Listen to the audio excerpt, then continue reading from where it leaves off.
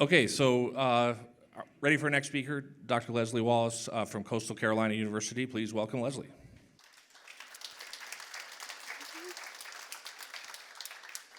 All right, thank you. So currently I'm working on a book on Chinese visual representations of falconry.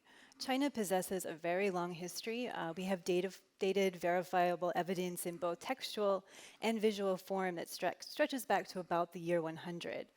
For this talk, what I decided to do is focus on just one short period within this very long history, and that is the practice of falconry during the Liao and Jin dynasties. So here you can see two different maps on this slide to give you an extent of the amount of land that both the Liao and Jin controlled. So they were both very large empires that ruled over portions of today, what is modern China. They're typically referred to and included in a list of so-called conquest dynasties because neither of them were ethnically Chinese. So the Liao dynasty was ruled by members of the Yelu clan of the Khitans. The Khitans were a group who were originally nomadic herders. And then their successors and conquerors, the Jin dynasty, were ruled by a group known as the Jurchens, who originally lived, hunted, and fished in the forests of Manchuria. So they have very different cultural backgrounds, but the Jin incorporated many different elements of Liao practices in their imperial programs. So there is some similarities there, as we're going to see.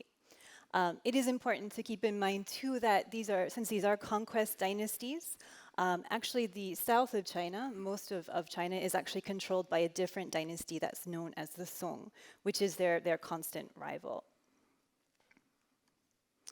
So one of the reasons I chose to focus on this particular period is because both of the imperial courts of these dynasties practiced a unique form of hunting known as the chunshui, or spring water. So this was one of several seasonal imperial hunts that took place in the early spring. And we have detailed records of it in two textual sources, the history of the Liao and the history of the Jin.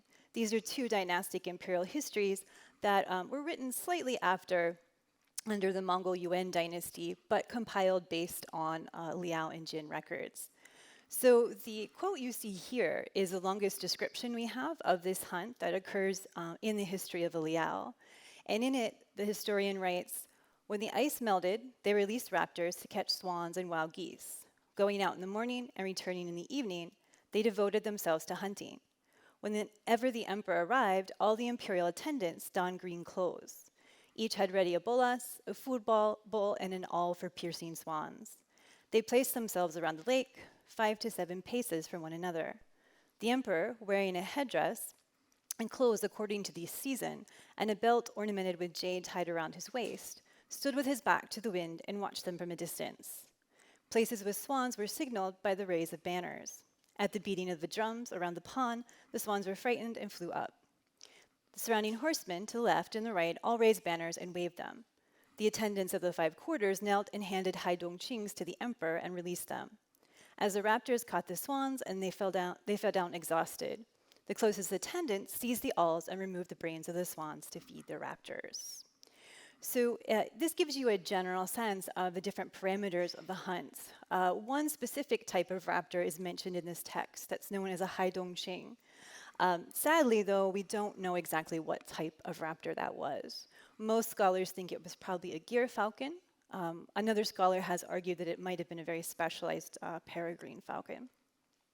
So in addition to these textual sources, we have another really large wealth of information that tells us just how important the practice of falconry was to elites under both dynasties. And this information survives in basically 3 categories of visual or material culture. The first is ceremonial or ritual hunting equipment. The second is textiles. And the third is jewelry or articles of adornment. And I'm going to show you representative examples of all 3 of these. One thing to note, most of the materials that I'm actually going to cover, most of them date to the earlier Liao dynasty. This is simply a fact of preservation. Many more Liao imperial tombs, elite tombs, have been recovered versus we just don't have that many that date to the Jin dynasty. So The first category is ceremonial or ritual falconry equipment. And the two examples I'm showing you here are a jade wrist guard with a gold chain and a jade silver awl with its gold sheaf that were recovered from the burial of the Princess of Chen and her consort Xiao Shaoju. So both of these individuals died in 1018. They were both members of the imperial family. The Princess of Chen was the niece of the reigning emperor, while her consort was the empress's brother. So this is an important tomb both because it's undisturbed and it's well preserved, but also because it's really the highest imperial tomb that we have excavated to date. You can see a picture there of the excavation of the tomb. So the Princess of Chen and her consort were laid out on a clay brick funerary couch, side by side, wearing gold death masks. They had a suit that was made of silver wire netting, gilt silver boots, all different kinds of adornment made from a variety of materials, including gold, silver, agate, jade, and rock crystal. So the jade-handled awl and the wrist guard both were found attached to the consort's body. So you can see the top image on your right is an image of the belt that the consort wore. And this was an example of a long line of ornamented belts that were worn with different pendants and various things attached to them that was common throughout Central and Northeast Asia. Some of the implements that actually hung from this belt you can see in the bottom right, one of which did include the jade-handled silver awl, but you can see there's also a number of other knives and sheaths that included handles made of amber, and the other ones made of jade as well. So these are all different types of ritual. I say ritual or ceremonial. They're actually functional. They're quite sharp. They could be used. But because of the preciousness of the materials, these types would have been limited to the very, very elite. And the jade-handled awl in particular, I signaled out because the description of the chunshui that we just looked at, the description of the spring water, spring hunt, included that passage about piercing the heads of the swans with awls to feed the raptors once they'd become tired. The wrist guard, I think, is probably more clearly ceremonial in the fact that it was not functional. And it's just one of several different wrist guards that we have that have been excavated from Liao tombs that are made of all different kinds of very smooth, precious materials, several of which you see here, which include amber, different types of bone, and then two agate wrist guards on the right. So the next category that we find imagery related to the spring water is on textiles. Now, as I mentioned earlier in the talk, the Liao, the Khitans, were originally nomadic herders. So portable wealth was of supreme importance to them traditionally, and it remained so even as they became semi-sedentary. So you see two examples of textile patterns here that feature raptors. So the one on the left side is actually a line drawing of the upper part of a skirt that's now in the China National Silk Museum. And this skirt has a repeat pattern of two pairs of confronted raptors in pearl roundels. The other fragment that you see below, which is in the Musée Guimet, is kind of an experimentation and a loosening of this same basic pattern. But in this case, the bodies of the raptors actually form the roundels within the pattern, with the roundels being sealed by the tips of their wings. And then between them, there's a quadrifoliate pattern. Now, it's not just the it's not just raptors that appear and reference falconry in Liao Dynasty textiles. We also see a number of textiles that depict geese in various ways. Typically, they're confronted in pairs, as you see on these two examples. The one on the left comes from the tomb of an unidentified couple in Inner Mongolia that was actually worn by the deceased female. And it was an underrobe that would have been worn under several other layers of clothing. So typical Liao elite dress featured multiple layers of robes made from very high quality silk luxury textiles.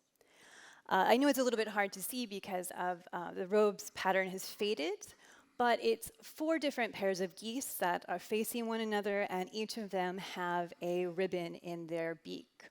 The line drawing on the right gives you a sort of a sense of what this pattern looks like. In this example, though, you can see that we don't have the ribbons coming out of the geese's beaks.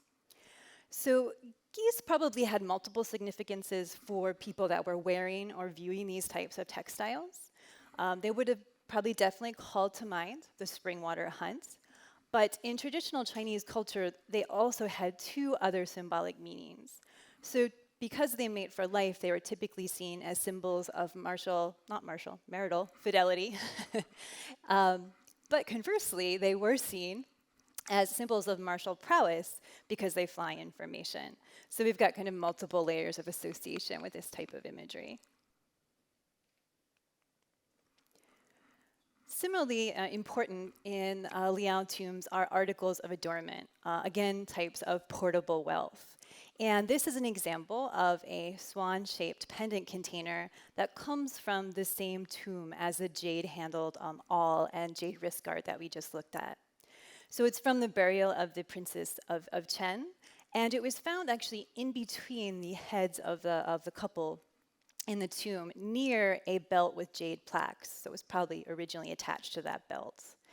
And it's carved from jade and has a gold wire attached to the swan at its neck, which then is attached to a gold stopper. So in life, these types of pendant containers, you could have carried things like perfume, incense, medicines. So they were semi-functional as well as ornamental. You can see an example of a similar swan-shaped pendant container in the mural on the right side of the screen that's also from Inner Mongolia. In this case, you have a Khitan male who's depicted wearing a very similar type of ornament hanging from his belt. So this pendant container is actually just one of 3 different items that were part of larger articles of adornment that come from the Princess of Chen's tomb. The other include a very large pendant, what was originally a very large pendant plaque, the top, which you see on the top right of this slide, that was found again kind of in between the deceased heads. And it depicts 2 confronted geese or swans in a watery type setting. The other that you see on the bottom is carved from jade, and these are 2 swans who are intertwined at the neck. And it was originally actually one of the ornaments that hung from the princess's belt. So amber in particular I've signaled out because it is just one of a variety of precious materials that we find in Liao tombs, but it's one that is fairly distinctive. So if we would go to the south of China at the same point in time, you would see elite members of court wearing somewhat similar jade belt plaques with ornaments hanging down from them. However, one thing that is distinct to the Liao is their use of amber. It was imported from the Baltic Sea over vast distances, and it seems to be something that they used as an ethnic and cultural marker to distinguish them from the other groups around them. Here are just 2 other examples of swan-shaped pendant containers made actually of different materials. So that in this particular example, that includes rock crystal and jade. So far, all of the examples that I've shown you, they all basically have predator and prey separate. We don't have them combined in a single composition. Sometime during either the late Liao or the Jin dynasty, we begin to see textile patterns and depictions on articles of adornment which actually combined both and reference as well the watery setting of the spring hunt. So these probably first appear in textiles, an example of one which you see here. So it's a green silk textile which has a repeat teardrop-shaped medallion pattern across it, with the imagery in the medallions being made from silk, being made from leather strips that have been wrapped with gold leaf. So these are actually gold brocaded textiles. And you can see in the detail on the right, so it might be a little bit difficult. Let's see, what would be the best way to show you this? So here you can see is the body of the large swan. And then if you go up to the top of the teardrop, it's actually the tail feathers of the raptor that's coming down to attack its prey. And then the background is this kind of floral vegetal pattern that references the setting of the chunshui. I say I don't know whether this is Liao or Jin because textile specialists can't decide. That's because we have no examples that come from a confirmed datable setting. So they have to base their analyses basically on technique, things like that, and until we find one in a tomb or other datable context, we don't really know. It does appear, though, that the actual depiction of predator-prey and the water setting doesn't actually occur until probably the Jin dynasty. So here you see this basic imagery being transferred into a different medium, this time jade. So here you have a jade, what's a belt slide, so actually would be on its side when it's worn. But you can see how this basic motif is transferred into a different medium. So again, it's probably a little bit difficult to see the raptor. I think the swan is probably easier. Whoops, sorry. But right up here is much, much, much smaller raptor. And then you can also see, in this particular case, the swan actually has a ribbon in its beak, which harkens back to those patterns on textiles of geese with ribbons in their beak. So this type of imagery actually becomes common and remains on articles of adornment even long after the practice of the spring hunt is no longer performed by the members of the imperial dynasties that are ruling China. Here are just two other later examples, both carved out of jade. The one on the right is a jade belt plaque, which has, again, that large swan and a much, much smaller raptor that's right at the top of the plaque. The object on your right is actually the top of a hat ornament, which has a more three-dimensional representation of the swan and raptor motif. Now, eventually, much, much later in time, during the late Yuan or the early Ming, so maybe potentially around, say, the year 1400 to 1500, within that time period, we finally see this motif actually jump to paintings, an example of which you see here. So this particular painting probably dates to the late Yuan or early Ming dynasty. And it's an example of several different paintings which feature the motif of a large swan and a raptor, often with white feathers, so probably a gyr falcon. But they're all actually depictions of goshawks as well. So I chose this particular example because one of the things that we haven't seen in any of this imagery is actually any specific reference to a falconer at all. It's always just predator-prey, and we know that because of this very, very specific type of imperial practice. But this painting, if you look at the raptor's talons, you can just barely make out it has these blue jesses. So it's one of the few examples I've found where somewhere off, we can imagine to the side of the painting, is the actual falconer. So it's why I chose this particular one.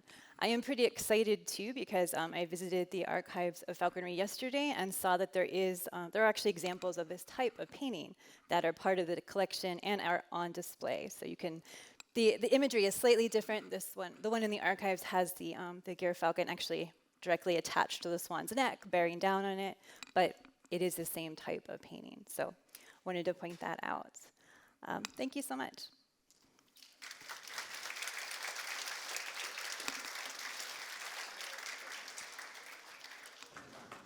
Okay, we have some time for a couple questions.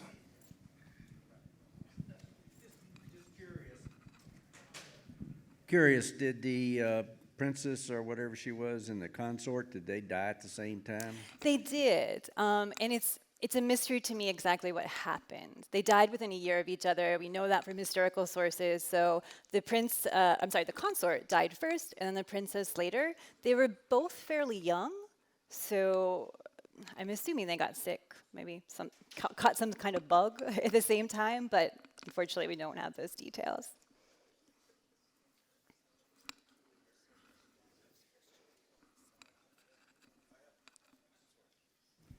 Sorry, thank you. This is all very fascinating. I'm just curious, did any of your work sort of encompass what's going on in China today? So I have met with a number of falconers in China. I guess it would have been the year before the pandemic. That summer I visited them. And that was really my first contact that I had with them. And of course, I was planning to go back that next summer, and the pandemic happened. And right now, it is very difficult to go back to China. So sadly, no, but I'm working in that aspect. But it exists. Oh, it definitely exists. There's an association that's based out of Beijing. That's a group of various falconers that fly hawks, falcons, all different types of raptors, who are consciously trying to work on the preservation and cultural heritage aspect of it. So it definitely exists, but sadly, I can point you to contacts actually, but can't really say that much more because I've only met with them once.